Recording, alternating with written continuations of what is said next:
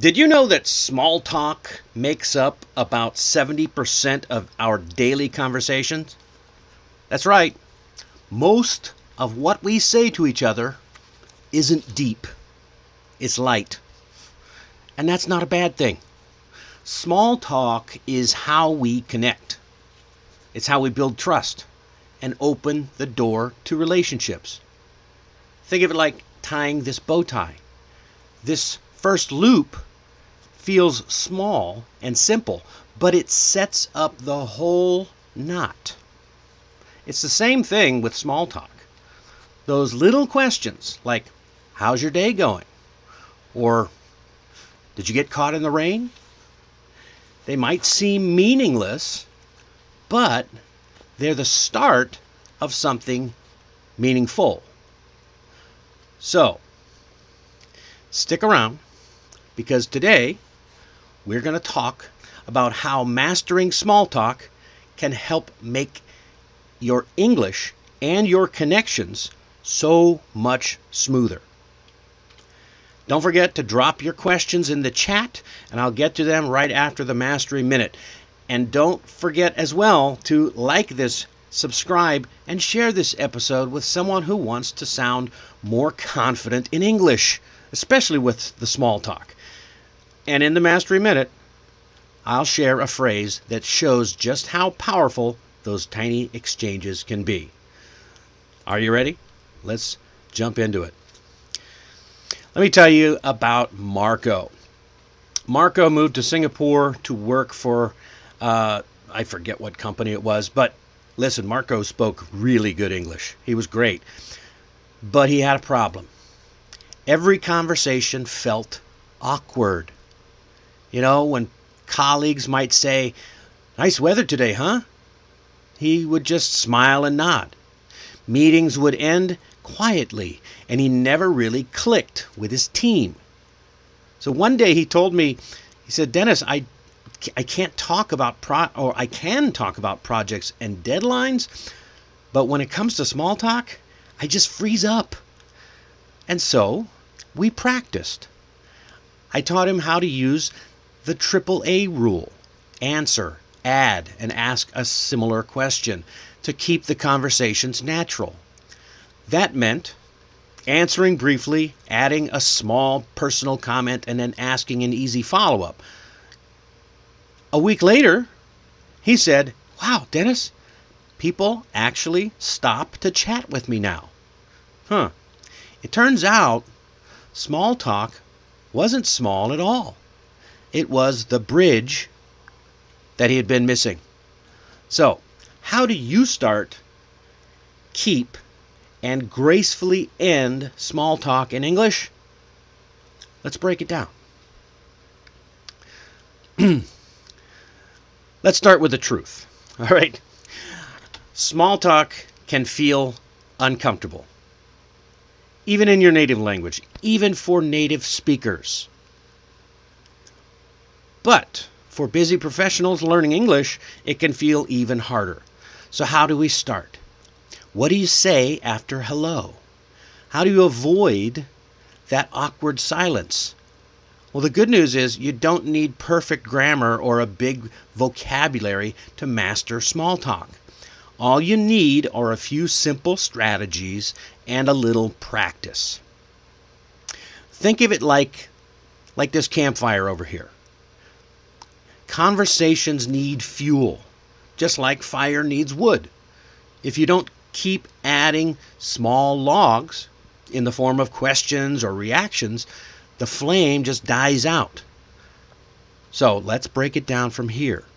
I'll give you some steps. And we'll start with step 1. Start at the very beginning, right? Start simple. You want to use the situation you're in. You don't need deep topics to begin a friendly chat. Just look around. Talk about what's happening right in front of you. It could be the weather, your coffee, or even the traffic outside. Anything you both share in the moment is fair game.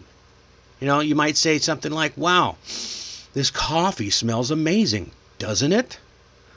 Or, Oh, Mondays always feel extra long, right? And here it is on Monday. Or I didn't expect it to rain this morning. Ooh, and it's been raining here all day today too. Ooh, not fun. So these are kind of natural openers, and they feel natural because they are based on a shared experience. So there's no pressure. It's just an easy way to get the conversation started. Think of it like that campfire. You don't start with the big logs, you start with the little sticks and the kindling.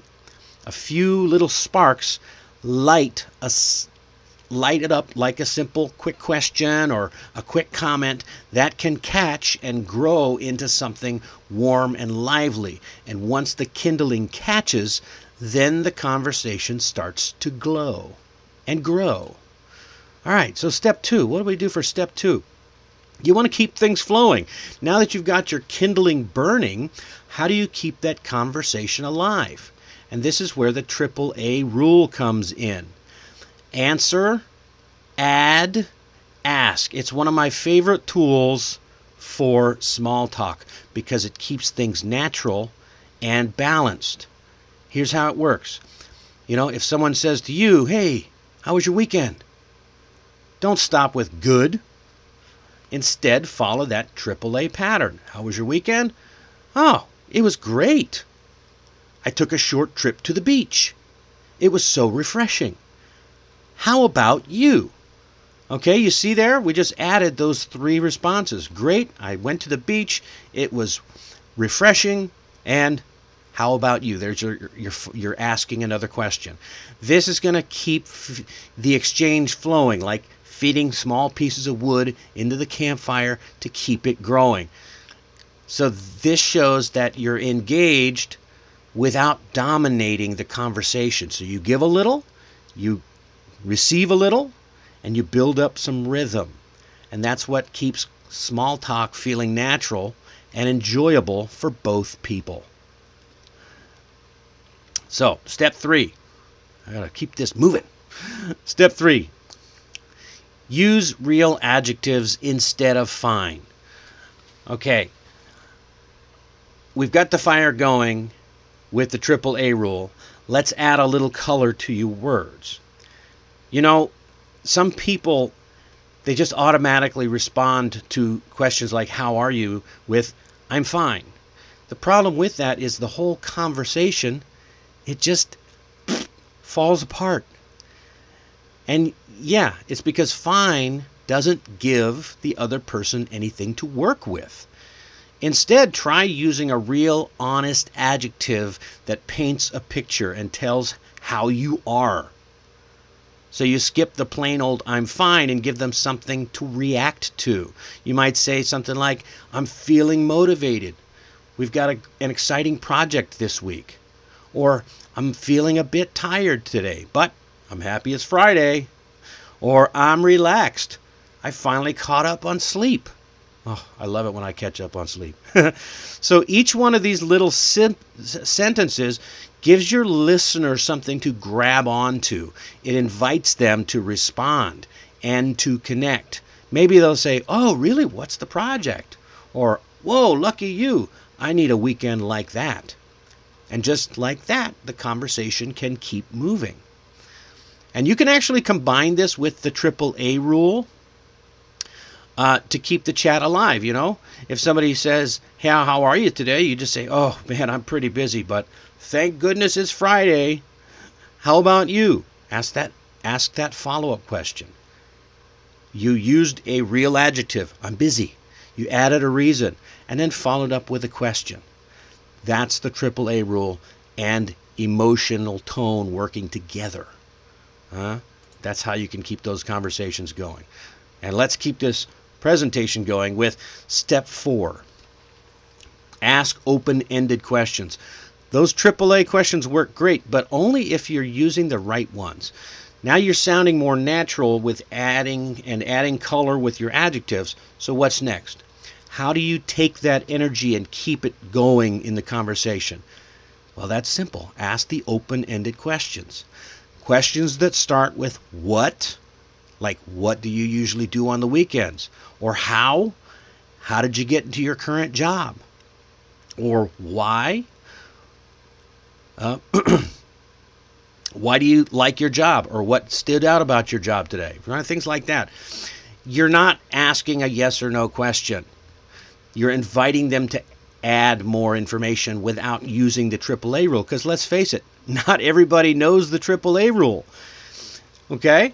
And using the open-ended question gives you a perfect chance to get someone to open up.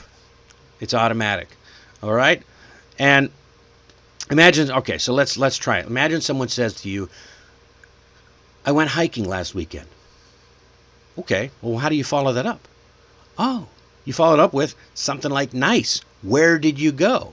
Or that sounds great. What was the weather like? Those kinds of things are the open-ended questions that get them answering more and giving you more to work with. And then you can keep it going, just like that. All right, let's finish it up with relax, have fun, and end naturally. So we've already talked about how to start small, keep it flowing, and ask questions. But here's something really important. Small talk doesn't have to be serious, like just about the weather and things like that. When you smile, laugh, or share something light, your brain relaxes and your English sounds more natural.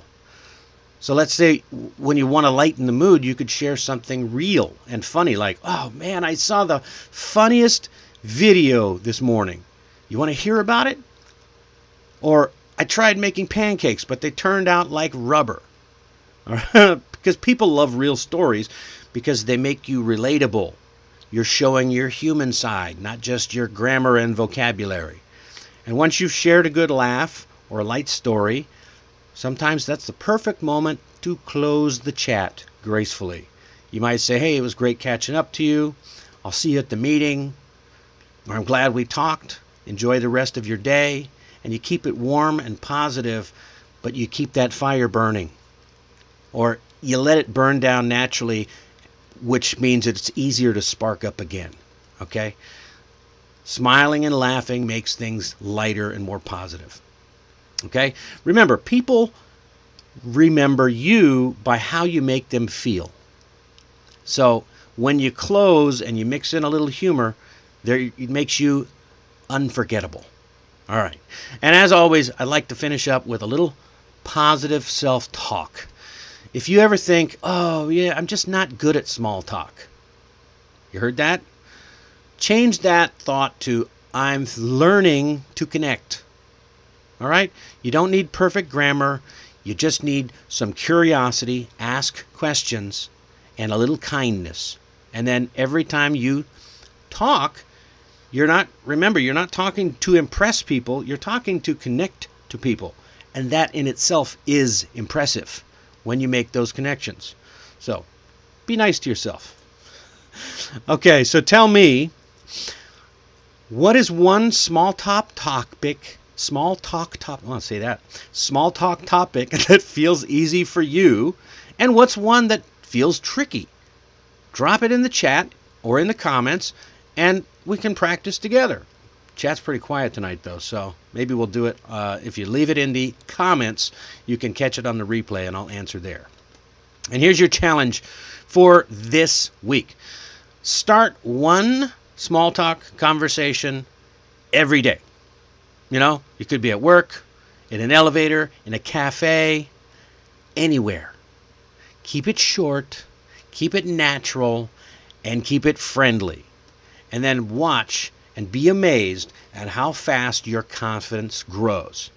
And if you liked this topic, make sure you leave a comment, but read the full blog post. It's linked down in the description. It's got extra examples and practice tips. Okay? And oh yeah, don't forget to like, share, subscribe, share the episode with someone who wants to get better at English conversations. Every single click and view helps more learners find these sessions. And if you want to sound more fluent and confident in all kinds of conversations, check out my course, Mastering English for Busy Professionals. It's a 10-minute-a-day system designed to make your English sound smooth, smart, and natural. You can also find the link for that in the description. And now it's time for the Mastery Minute. We're in the last minute here. Today's phrase is... What is today's phrase? Today's phrase is... Oh, not that. It's a small world. Have you ever met someone in a completely random place, like a new city or another country, and realized that you have mutual friends or shared experiences? You might say, wow, it's a small world. Now, this phrase goes way back to the 1800s, when travel became easier and people started realizing how often paths could cross unexpectedly. And it's a kind of a cheerful way to express surprise at how connected we are. You know, you might say, oh, wow, I bumped into my old college roommate in Tokyo. Or, wow, it's a small world. So next time you bump into someone from your hometown or meet someone who's been where you've been, just smile and say, it's a small world. It's a friendly, natural, and it's perfect for small talk. It's a great way to start a conversation. And if you have one of those small world moments, drop it in the chat. I'd love to hear your story. I've got lots of them. All right, that's all the time we have for today. In tonight's lesson, we talked about how small talk really isn't that small. It's actually the start of every connection. So you learned how to start, flow, and end simple conversations that can turn strangers and colleagues into friends. Next time, we'll tackle one of the biggest challenges English learners face: mispronunciations. We'll look at some of the most common common pronunciation mistakes and how to fix them fast so you can sound clearer and more confident. You don't want to miss it. So make sure you hit that like, subscribe, and ring the bell so you're ready for Wednesday's episode. As always, I'm Dennis Wilborn. This has been 15 Minute Mastery, and I'll see you next time.